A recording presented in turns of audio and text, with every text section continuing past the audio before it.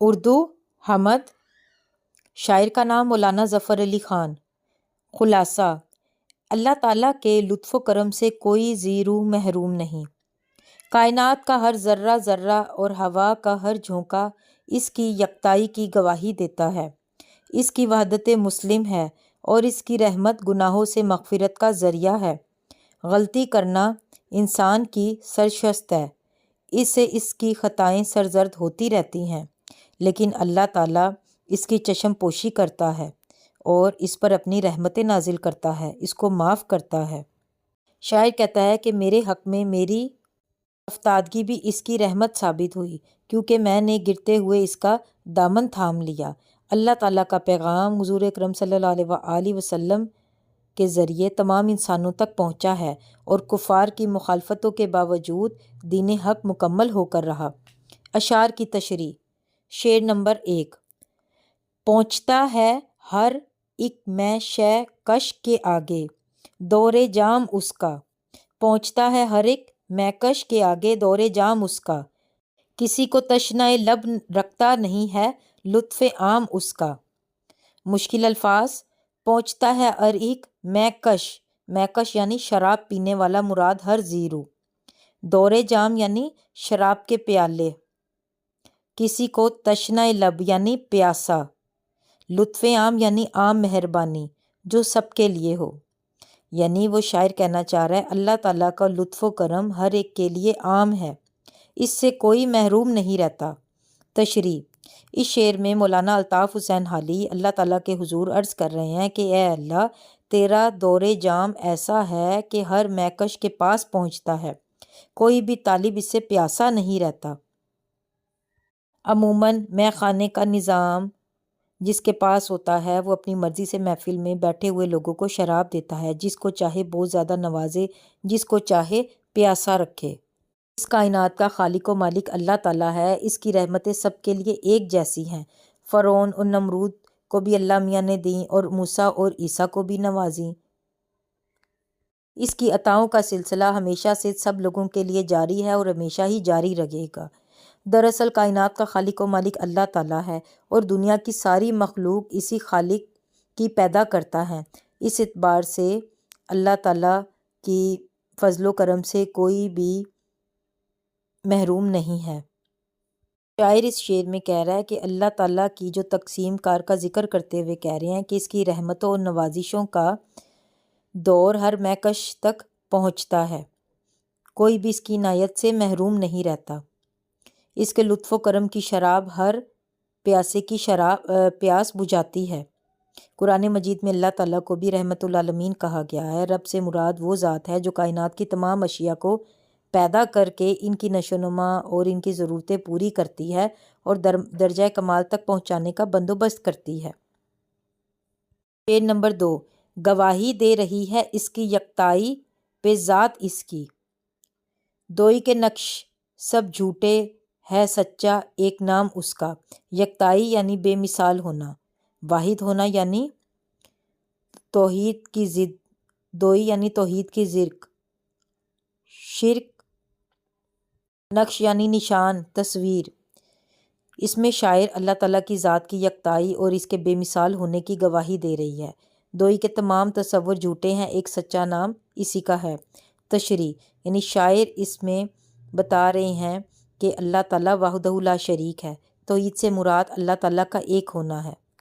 یہ وہی رب ہے جو کائنات کی ہر چیز کو پیدا کرتا ہے، اس کی نشو و نما اور اس کی ساری ضرورتوں کو پورا کر کے درجہ کمال تک پہنچاتا ہے۔ یہ وہی اللہ ہے جس کی عبادت مقصود ہے۔ اللہ تعالیٰ اپنی ذات اور صفات میں بھی یکتا ہے، اس کی ذاتی صفات لامحدود ہیں۔ اللہ تعالیٰ کا واحد اور یکتا ہونا اس کی وہ صفت ہے جس میں کوئی اس کا شریک نہیں ہے۔ اس کائنات میں خدائی کا دعویٰ کرنے والے تباہ و برباد ہو گئے، کسی کو زمین نے اپنی دبوچ میں لے لیا، کوئی سمندر کی گہرائیوں میں نیست و نابود ہو گیا، کسی کو اس کائنات میں ذلیل و خوار ہونا پڑا۔ اللہ تعالیٰ کے مقابلے میں کے تمام نقش جھوٹ اور باطل ہیں۔ یعنی جب دنیا میں چھوٹے سے چھوٹے کام کے لیے کسی شخص کے فکر و عمل کی ضرورت ہوتی ہے تو اتنی بڑی کائنات کیسے خود بخود وجود میں آ سکتی ہے؟ اور کیسے چل سکتی ہے؟ اسے چلانے والا یقیناً ایک زبردست قوت کا مالک ہے۔ اگر اس کائنات کو چلانے والی ہستی ایک نہ ہوتی تو کائنات کا یہ سارا جو نظام ہے یہ رواں رہنے کی بجائے درہم برہم ہو جاتا۔ نمبر 3، ہر ایک ذرہ فضا کا داستاں اس کی سناتا ہے، ہر ایک جھونکا ہوا کا آ کے دیتا ہے پیام اس کا۔ مشکل الفاظ: ذرہ یعنی ٹکڑا، فضا یعنی ماحول، داستان یعنی قصہ کہانی، جھونکا یعنی ہوا کی لہر، پیام یعنی پیغام۔ اس میں شاعر کہہ رہا ہے فضا کا ذرہ ذرہ اس کی کہانی سناتا ہے اور ہوا کا ہر ایک جھونکا اس کا پیغام دیتا ہے۔ تشریح: شاعر اللہ تعالیٰ کی بارگاہ میں گلہائے حمد پیش کرتے ہوئے کہتے ہیں کہ اس کائنات میں ہر شے اللہ تعالیٰ کے وجود کی گواہی دیتی ہے۔ یہ تمام کائنات اللہ تعالیٰ کی مہارت کا منہ بولتا ثبوت ہے۔ جس طرح تصویر اپنے مصور کی مہارت کا پتہ دیتی ہے اور شاگرد اپنے استاد کے فن اور علم ہنر کا ثبوت دیتے ہیں، اسی طرح اس کائنات کی ہر شے اللہ تعالیٰ کے وجود پر برحق کی طرف رہنمائی کرتی رہتی ہے۔ یہ کائنات بھی اللہ تعالیٰ کی پیدا کردہ ہے۔ اس کائنات میں اس ترتیب سے رکھی گئی ہے کہ کہیں بھی ذرہ بھر اونچ نیچ نہیں ہے، ہر چیز اللہ تعالیٰ کے قبضہ قدرت میں ہے۔ اس کائنات میں فضا کا ہر ذرہ اور ہوا کا ایک ایک جھونکا اس کا پیغام دیتا ہے۔ اللہ تعالیٰ کا علم اور قدرت اتنا وسیع ہے کہ دنیا میں کسی بھی وقت کہیں بھی کسی طرح سے بھی کسی درخت سے گرنے والا ایک پتا بھی اس کے علم میں ہے۔ یہ سب کچھ اس کی بے پناہ قدرت اور قوتوں کی زبردست دلیل ہے۔ 4، سراپائے معصیت میں ہوں سراپائے مغفرت وہ ہے، خطا کوشی روش میری خطا پوشی ہے کام اس کا۔ سراپا یعنی مکمل، سر سے لے کر پاؤں تک، معصیت یعنی گناہ، مغفرت یعنی بخشش، خطا کوشی یعنی غلطی کرنا، قصور ہونا، روش یعنی انداز، طریقہ، عادت، خطا پوشی یعنی غلطی چھپانا، گناہوں پر پردہ ڈالنا۔ اس میں شاعر کہہ رہا ہے میں سراپائی معصیت ہوں، وہ سراپائی مغفرت ہے، یعنی میں سر سے لے کر پاؤں تک گناہوں میں ڈوبا ہوا ہوں، وہ سراپائی مغفرت ہے یعنی وہ معاف کرنے والا ہے۔ میری روش غلطی کرنا ہے اور اس کا کام خطا پوشی ہے۔ انسان کی غلطی یہ ہے کہ وہ غلطی پہ غلطی کرتا ہے اور اس کا کام ہے اس کو معاف کر دینا۔ تشریح: مولانا ظفر علی خان اس میں کہہ رہے ہیں کہ انسان بلا شبہ اشرف المخلوقات ہے، مگر غلطی اور خطا اس کی سرشت میں موجود ہے۔ روئے زمین پر آنے والے پہلے انسان حضرت آدم علیہ السلام سے بھی بھول ہوئی تو اللہ تعالیٰ نے دعا سکھائی کہ اپنی مغفرت طلب کرو۔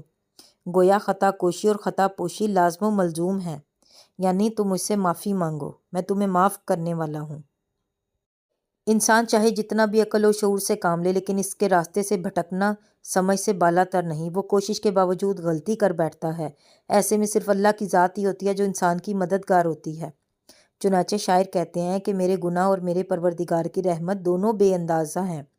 میرے گناہ حد سے زیادہ ہیں تو اس کی رحمت بھی حد سے زیادہ ہے۔ جہاں میں گناہ کرتے ہوئے انتہائی گر گیا ہوں وہیں میرا رب مغفرت کرنے میں انتہائی اعلیٰ مقام تک پہنچا ہوا ہے۔ انسان خطا کا پتلا ہے، اس لیے اس کا وجود گناہوں سے آلودہ ہو جاتا ہے، یعنی انسان گناہ کر بیٹھتا ہے۔ لیکن رب کی رحمت اور مغفرت اتنی وسیع ہے کہ انسان کے گناہوں کے دریا اس کی رحمتوں، نوازشوں اور بخششوں کے سمندر میں گر کر اپنا وجود کھو دیتے ہیں۔ شعر نمبر 6، میری افتادگی بھی میرے حق میں اس کی رحمت تھی، کہ گرتے گرتے بھی میں نے لیا دامن سے ہے تھام اس کا۔ افتادگی کہتے ہیں بے بسی، عاجزی، رحمت یعنی مہربانی، شفقت، دامن تھامنا یعنی سہارا چاہنا۔ شاعر اس میں کہہ رہا ہے میرے حق میں میری افتادگی بھی اس کی رحمت ثابت ہوئی کہ میں نے گرتے ہوئے بھی اس کے دامن کو تھام لیا۔ تشریح: شاعر اس میں کہتا ہے کہ میری بے بسی اور مجبوری بھی دراصل اللہ تعالیٰ کی رحمت کا ایک بہانہ تھی، یہی وجہ ہے کہ گرتے ہوئے بھی میں اس کا دامن تھام کر بچ نکلا ہوں۔ دراصل انسان خطا کا پتلا ہے، غلطی کرنا اس کی سرشت میں شامل ہے، اس لیے کوشش کے باوجود وہ غلطی کر بیٹھتا ہے اور جب انسان اللہ تعالیٰ سے غلطی کر کے گناہ کرتا ہے مگر اس کے ساتھ ساتھ پچھتاوا بھی ہوتا ہے کہ یہ میری خطائیں ہیں، قیامت کے روز میرے لیے وبال جان بچ جائیں گی، میرے گناہ مجھے جہنم کا ایندھن بنائیں گے، چنانچہ جہنم کے شعلوں کا خیال آتے ہی گرتے گرتے وہ انسان سنبھل جاتا ہے اور اللہ کے حضور ندامت کا اظہار کرتا ہے اور اللہ تعالیٰ رحمت سے اسے اپنی پناہ میں لے لیتا ہے۔ چین نمبر 6، ہوئی ختم اس کی حجت اس زمین کے بسنے والوں پر کہ پہنچایا ہے ان سب تک محمد صلی اللہ علیہ وسلم نے کلام اس کا۔ حجت یعنی دلیل، ثبوت، کلام یعنی بات، پیغام یعنی مراد ہے قرآن مجید۔ یعنی اس میں شاعر کہہ رہا ہے کہ زمین کے بسنے والوں پر اس کی حجت ختم ہو گئی، دلیلیں ختم ہو گئیں کہ اس کا کلام پاک حضور صلی اللہ علیہ وسلم نے لوگوں تک پہنچا دیا۔ تشریح، اس میں مولانا الطاف حسین حالی کہہ رہے ہیں کہ انسان اشرف المخلوقات اور اللہ تعالیٰ کا نائب ہے، اس لیے اللہ تعالیٰ نے اسے دنیا میں تنہا اور بے یار و مددگار نہیں چھوڑا بلکہ اس کی تربیت اور ہدایت کے لیے انبیاء کا سلسلہ جاری رکھا تاکہ وہ انسان کی تربیت کریں اور اس کا رخ اپنے خالق اور مالک کی طرف پھیر دیں۔ چنانچہ جن لوگوں نے وقت کے نبی کی بات مان لی وہ کامیاب ہو گئے، ان پر اللہ تعالیٰ کی عنایت کی بارش ہوئی، اور جن لوگوں نے اس وقت کے نبی کی بات نہ مانی وہ ناکام ہو گئے، ان پر اللہ تعالیٰ کا عذاب قہر نازل ہوا۔ اللہ تعالیٰ نے ہر قوم کے لیے اپنا رسول بھیجا۔ صلی اللہ علیہ وسلم نے اللہ تعالیٰ کا پیغام اس دنیا والوں تک پہنچایا، رسالت کی اس روشنی سے سارے کائنات کو منور کیا۔ ہر کہیں تاریکی کے اندھیرے چھائے ہوئے تھے، سب کو روشنی میں لے کر آئے۔ حضور صلی اللہ علیہ وسلم نے اللہ کے فرمان کی ہر طرح سے تکمیل کی اور اللہ کی دلیل یعنی قرآن مجید پر عمل کیا اور اس کو تا قیامت لوگوں کے لیے مشعل راہ بنایا۔ نمبر 7، شین نمبر 7، بجھاتے ہی رہے پھونکوں سے کافر اس کو رہ رہ کر، بجھاتے ہی رہے پھونکوں سے کافر اس کو رہ رہ کر، مگر نور اپنی ساعت پر رہا ہو کر تمام اس کا۔ رہ رہ کر یعنی ٹھہر ٹھہر کر، بار بار۔ نور یعنی روشنی یعنی ہدایت، ساعت یعنی لمحہ، گھڑی، تمام ہونا یعنی مکمل ہونا، پورا ہونا۔ یعنی کافر اپنی پھونکوں سے حق کی شمع کو بجھانے کی کوشش کرتے رہے مگر اللہ تعالیٰ کا نور اپنے مقررہ وقت پر پورا ہو کر رہا۔ یعنی اس شعر میں مولانا الطاف حسین حالی کہہ رہے ہیں کہ حق اور باطل کی مارکہ آرائی شروع سے چلی آ رہی ہے، یعنی ان دونوں کی حق اور باطل کی، سچ اور جھوٹ کی لڑائی شروع سے ہی چلی آ رہی ہے۔ وہ لوگ جو حق کو نہیں مانتے تھے باطل کے نمائندے ہوتے تھے، نہ تو خود ہدایت کی روشنی سے استفادہ کرتے تھے اور نہ ہی کسی اور کو کرنے دیتے تھے۔ خدا کی سچائی کا انکار کرنے والوں کو جب شکست کا اپنے سامنے دیکھا تو ان کے ظلم و جبر میں شدت آ جاتی تھی۔ اسلام نے ایسے لوگوں کے لیے کافر کی اصطلاح استعمال کی ہے۔ دراصل کسی بھی نئے عقیدے یا دین کی تبلیغ قطعی طور پر آسان نہیں ہوتی، اور وہ بھی یہی خاص طور پر کسی بگڑی ہوئی گمراہ قوم کو راہ راست پر لانا نہ صرف مشکل ہوتا ہے بلکہ ناممکن ہی ہوتا ہے۔ عرب کا زمانہ جاہلیت جس میں حضور اکرم صلی اللہ علیہ وسلم مبعوث ہوئے، محمد کائنات کی بدترین بستی تھی۔ ایسی جاہل، اجڑ اور وحشی قوم تھی جو تہذیب و تمدن سے بے بہرہ تھی، یعنی وہ نہیں جانتی تھی۔ حالت دیکھ کر حضور صلی اللہ علیہ وسلم کو بہت ہی دکھ ہوا۔ قوم کی یہ حالت دیکھ کر آپ صلی اللہ علیہ وسلم کی آنکھوں میں آنسو آ جاتے تھے۔ حضور صلی اللہ علیہ وسلم غار ہرا میں تشریف لے جاتے، اللہ تعالیٰ سے رو رو کر دعائیں مانگتے تھے۔ پھر آخر اللہ تعالیٰ نے آپ کی قوم کی اصلاح کی ذمہ داری آپ کو عطا کی۔ کفار اسلام کی راہ میں رکاوٹیں ڈالتے رہے تاکہ نور حق پھیل نہ سکے، لیکن اس کی مثال ایسے ہی ہے جیسے کوئی نور الہی کو منہ سے پھونک مار کر بجھانا چاہتا ہو۔ دین اسلام کو جتنا دبایا گیا اتنی طاقت سے یہ ابھر کر سامنے آیا، اور آج تک کافر دین اسلام کو مٹانے کے در پہ ہیں، جن میں وہ یقیناً ناکام و نامراد ہوں گے۔